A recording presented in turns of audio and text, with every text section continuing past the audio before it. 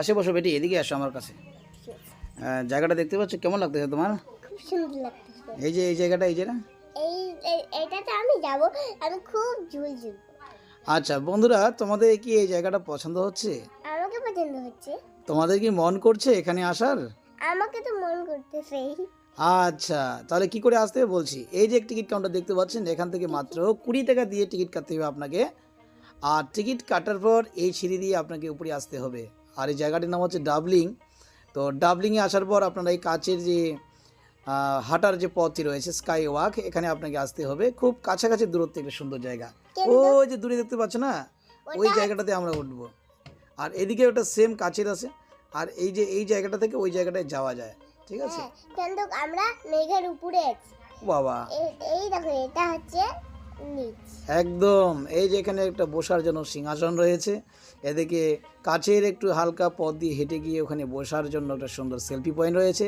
এখানে লাভ চিহ্নের মধ্যে একটা সেলফি পয়েন্ট। আর ওই যে দূরে দেখতে পাচ্ছি জায়গাটা, ওখান থেকে রোপ ওয়ে আপনারা ওখানে দড়ির মাধ্যমে ঝুলে আসতে পারবেন, এরকম একটা সিস্টেমও করা আছে।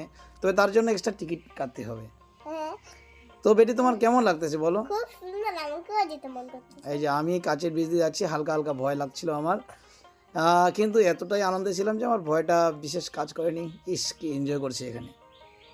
সত্যি আমাকে সে খুব খুব খুব ভালো লাগছে। আমি দোলনাটাকে দুলবে তো? হ্যাঁ, আমি আচ্ছা, ওখানে বসতে চাইছিলাম, শুতে চাইছিলাম। ওরে বাপ রে বাপ, ঠিক একদম। আমাকে কেন তুমি নিয়ে যাও না? আমি অবশ্যই নিয়ে যাব, তোমাকে আরেকটু বড় হতে হবে এখানে যাওয়ার জন্য। হ্যাঁ, আর এই আগে না স্কুল ওয়ানের স্কুলে ভর্তি হতে হবে। আচ্ছা আচ্ছা, ওর এখনো 1-এর বয়স হয়নি, তো তাই ওকে আমি এখন নিয়ে যাইনি। এখন 5 বছরের হয়। হয়নি। আর একটু এই যে লেখা আছে I love doubling, doubling view point, উত্তরবঙ্গের একটা অত্যন্ত সুন্দর।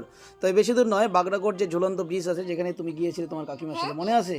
হ্যাঁ, আছে তো, খুব মনে আছে। ওইখানে আবার আমি রাগ করেছিলাম। একদম সেই ঝুলন্ত ব্রিজ থেকে বেশি দূর নয়, উত্তর দিকে মাত্র 20 থেকে 30 কিলোমিটার গেলে ওখানে আবার পানি পড়তেছিল। একদম ওখানে পানি পড়তেছিল। এই যে রোপওয়েটা আছে, এখানে ঝুলে কিন্তু ওই যে দূরে দেখতে পাচ্ছ সেখানে যাওয়া যাবে। সেখানে যাওয়া যাবে, সেখান থেকে নিচে নামতে হবে। নিচে নেমে আবার হেঁটে আসতে হবে। তবে এতটুকু পথ যাওয়ার জন্য তোমাকে কিন্তু টিকিট কেটে ঢুকতে হবে। টিকিটের দাম কত আমি সেটা তো আমি এখানে যাব না, আমি উপরে শুধু উঠবো। উপরে? আর আচ্ছা, গায়ে দড়িতে তুমি এই ঝুলে যেতে পারবে না এখান থেকে ওইদিকে, তোমার বেল লাগানো থাকবে, আবার হাতে গ্লাভস থাকবে। আর এখান থেকে এই যে দিয়ে পারবো না। একদম, আমি শুধু এমনি দোল দুলে। আচ্ছা, দোলনায় দুলে তারপর শুয়ে থাকবে, বসে থাকবে, তাই তো? হ্যাঁ, এই যে মেয়েটা যাচ্ছে এখান থেকে স্টার্টিং হয়ে মেয়েটা কিন্তু সোজা প্রচণ্ড স্পিডে যাবে, এইদিকে গিয়ে ওখানে গিয়ে থামতে হবে। যাচ্ছে যাচ্ছে, আমরা দেখতে পাচ্ছি না। এই দড়ি দিয়ে কিন্তু ও কিন্তু ওই যে দূরে গিয়ে পৌঁছে গেছে ওই জায়গাটাতে। তারপর ওখানে নেমে আবার আসতে হবে। এই যে টিকিটের মূল্য এখানে লেখা আছে, বিভিন্ন টিকিটের মূল্য আপনারা দেখে নেবেন কোনটার কত দাম। তো যাই হোক, আমার এই কাচের ব্রিজটা ভীষণ পছন্দ হয়েছে। আমি কি করবো এখানে? ও শুয়ে গেছে। আমি শুয়ে থাকবো এখানে। বাহ বাহ বাহ বাহ, কি শান্তি!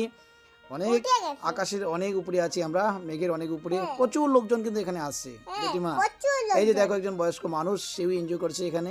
আনন্দ করার জন্য কোনো বয়সের দরকার হয় না, মনের ইচ্ছা দরকার, ঠিক আছে? ইচ্ছা দরকার না, আসবে কি বে?